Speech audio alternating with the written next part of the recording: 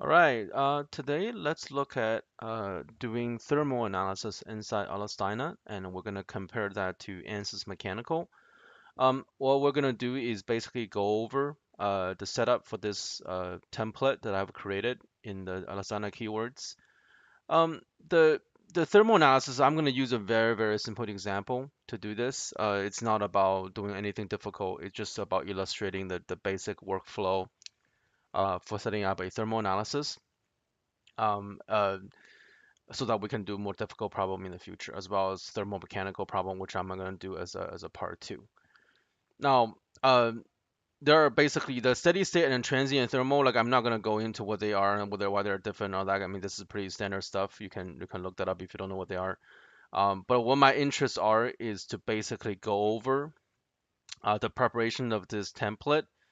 The way thermal analysis is set up in Dyna, right, is that there's currently really no direct button support, right? Like if you look at inside Workbench Data, there is literally nothing here to let you set up a thermal analysis, but it does not mean it's not it's impossible. As you can see, I can actually set one up just as well without any problem. This is a steady state one. I think this is a transient one right there. Yeah, you see. I'm just gonna use a very simple beam. Now in this case, what I'm gonna use, what I'm gonna demo with is I just basically have two part. One part is more conductive than the other part, and I'm gonna apply a boundary condition on either side, on both sides of this little beam, and then I want to see how the heat conduct. I'm not going to do convection. I'm not going to do radiation yet.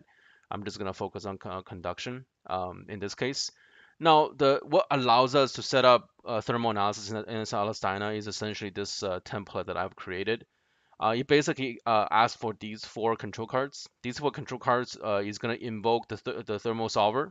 It's going to control the solution type, right? And it's going to look at the time step, and it's going to look at the parameter for the thermal analysis. That's in essence what it is. Now, if you look at the basic setup here, right? So I can define is it a steady state, is it transient? I'm going to do a linear or nonlinear thermal analysis, right? Nonlinear just basically is temperature dependent. I'm not going to use direct solver or iterative solver, just like Ansys Mechanical will ask you. Usually you either choose 11 or 12 for direct or iterative solver. They're about the direction of the messaging. You can actually invoke a structural thermal problem very, very easily inside LS-Dyna, and that's really the benefit of doing thermal analysis inside Dyna is to do a multi-physics problem. I have a second part of the video which I'm going to devote to that, which is going to be much more interesting. Okay. And then the other things is really just about the convergence check, and then the way the iteration is going to go through, just like an implicit analysis you would expect from. Okay, and then these are the basic cards. The control solution define analysis type. Thermal nonlinear and thermal solver defines the parameter and option for the solver. Thermal time step defines the time step option. Like a time step control inside mechanical, it does the same thing except just with a keyword document. In addition to that, one of the trickiest thing with mechanical is that you can no longer say right click and insert a material model, right? If you do that and then adding a material here, it would not work inside the current workbench LS-Dyna. So what you will have to do is to comment out what's written out by the preprocessor and create your own part, section, and material keywords. And notice this material here is T mid instead of mid, right? It's not a material ID, it's a temperature material ID. So we have to set the material ID to 0 for a pure thermal problem. For a structural thermal problem, we can use the keyword manager to do that, which is actually easier to set up a multi-physics problem. The contact and the contact card is basically to allow these two body to be able to conduct heat across the interface, just like you would do inside a steady state or transient thermal analysis inside mechanical. And then of course you want to set up your initial temperature, which is your reference temperature, and also your boundary condition for the temperature. One is 10 degree, one is 1 degree in this example, but basically you can just set at the two end of the beam. And that's basically what it is. It's a very, very simple. Really, if you look into it, right, in the beginning, it looked like there's no way to do this, but once you set up a basic template, I now have the keyword template. I can just copy paste into any mechanical problem, and it will allow me to do this, right? The more complicated one, you just have to be a little bit smart on how you manage the different sets. Okay, let's do a demo real quick. I just want to show how this is done, and you can transition from a steady state to a thermal problem, to a transient problem very, very easily in this case. No, like I said, right, it doesn't really matter. Like if I do this and then add a Mac card here, it would not work. So I'm not gonna do anything with these. I'm just gonna leave them completely blank.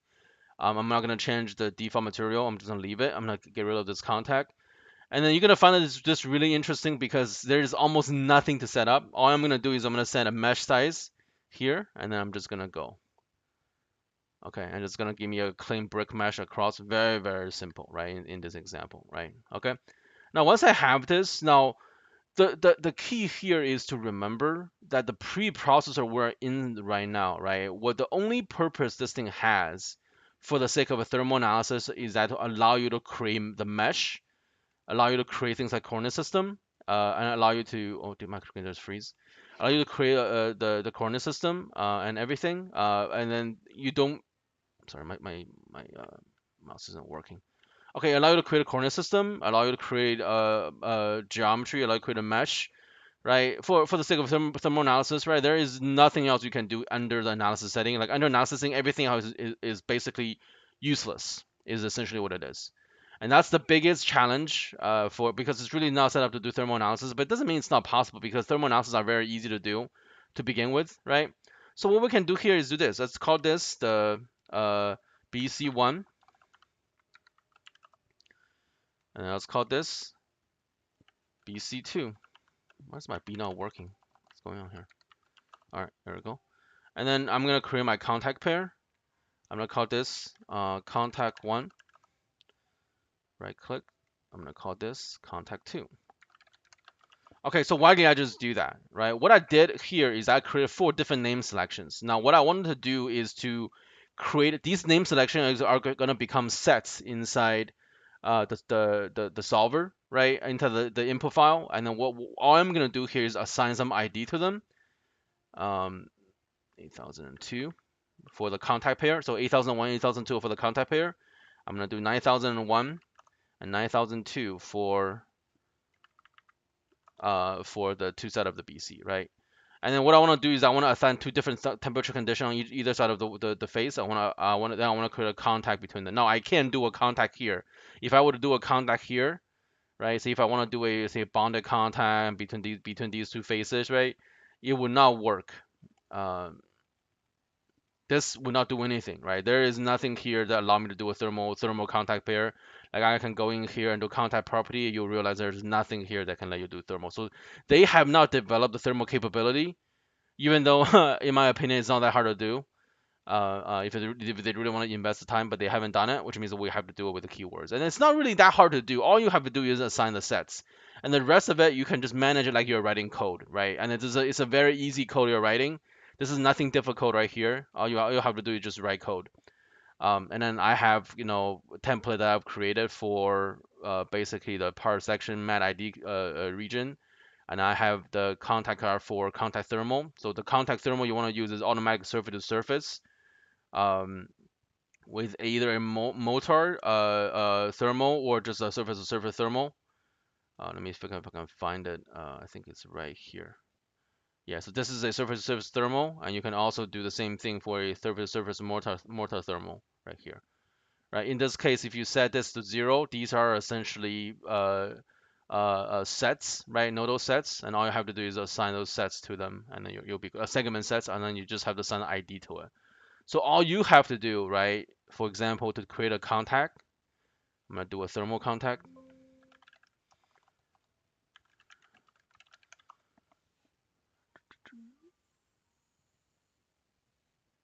And then I'm gonna copy paste from my template right here.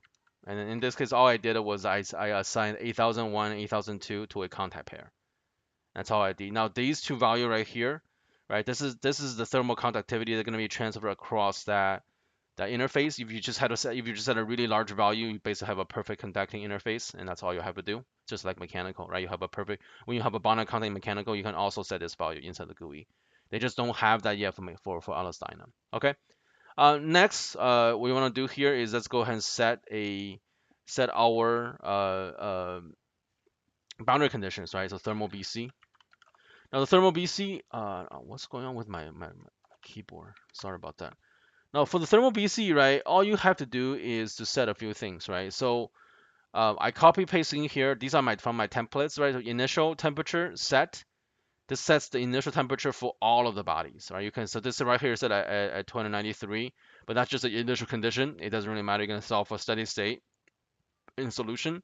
And then 9001 for 20C, which means this phase right here is gonna have a 20C temperature, and this phase right here is gonna have a 10C temperature, and then it's gonna basically calculate the heat conduction across this interface, and then through that contact pair, basically. And that's all it's doing. And then guess what we're gonna do next? We're gonna set another keyword file, and in this case, we're gonna do our control thermal solver cards. Control thermal cards are basically just the template that we were looking at earlier, right? So in this case, what we have is a control solution, which is going to set the solution type to a I'm sorry, so you see just right here, solution type 1, which is a thermal only analysis, right? And it's going to look at this as a steady state thermal by setting A type to 0. It's going to do the P type and the solver. P type is going to be a linear thermal analysis because that's a linear problem. And the solver is going to be 11 for a direct solver for quickly solving the problem. Okay. And then down here you have some basic message here that you can look in the doc if you want, but basically usually just use the default. And the control thermal nonlinear. In this case, I just have this card in here as a part of the template. It doesn't really do anything in this case, but you can sort of set as sort of a number of matrix reformulation. This is more relevant for like a potentially a transient problem or a nonlinear steady state problem. In this case, it just solved very quickly. We don't really need to worry about it.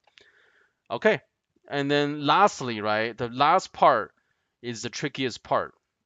So the last part what you have to do is, so you have to do a thermal parts.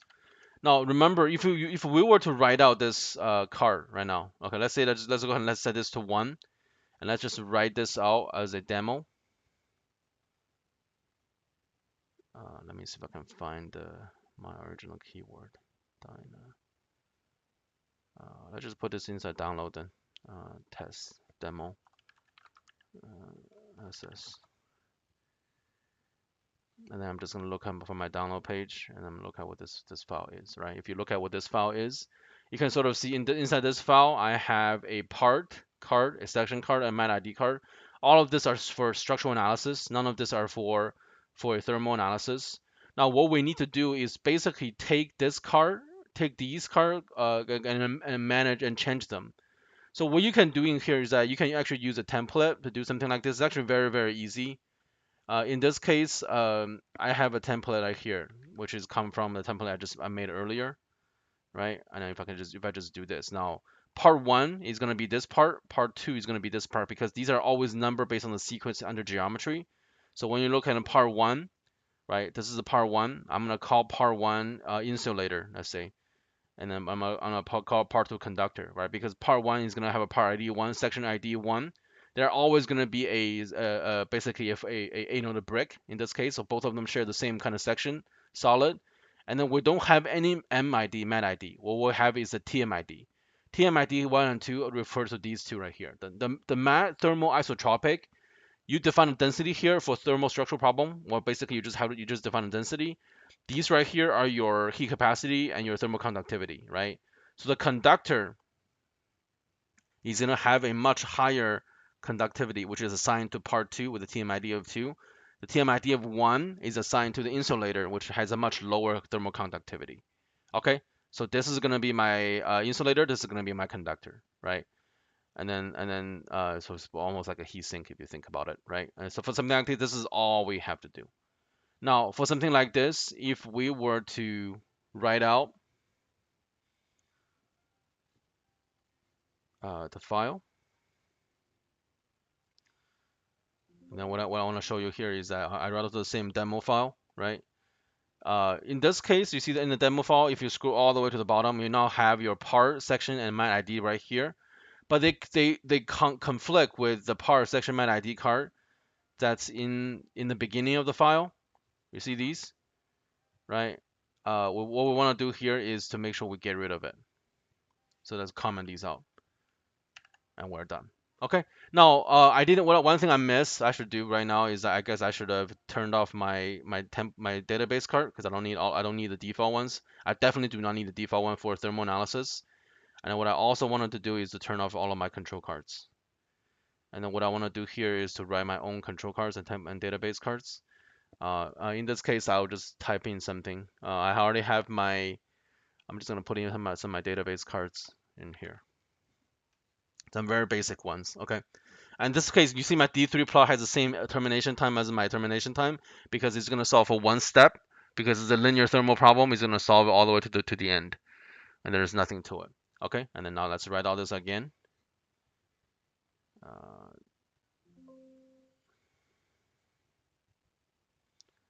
and you will notice that I still have my here, but I need to, again, I need to suppress these because I don't need these are not going to be part of the model. Even though they're written out by the solver, we don't need them anymore. Okay? And that's basically how you set up a steady state thermal problem. Now, how do you set up a transient problem? All you have to do, it's almost silly, like I'm just going to duplicate this, right? Right? Um, Let it finish. It's exactly the same thing, except in the control solver here, I'm going to change this to a transient problem. I'm going to change my DCP from 1.0 to 0.5 for transient as default, right? And that's really all we have to do. Yeah, my alignment here is slightly off. So if you follow my step and didn't work, check your parameter number. I think my alignment here is slightly off, but I'm not gonna fix it live during the video making. It's kind of pointless.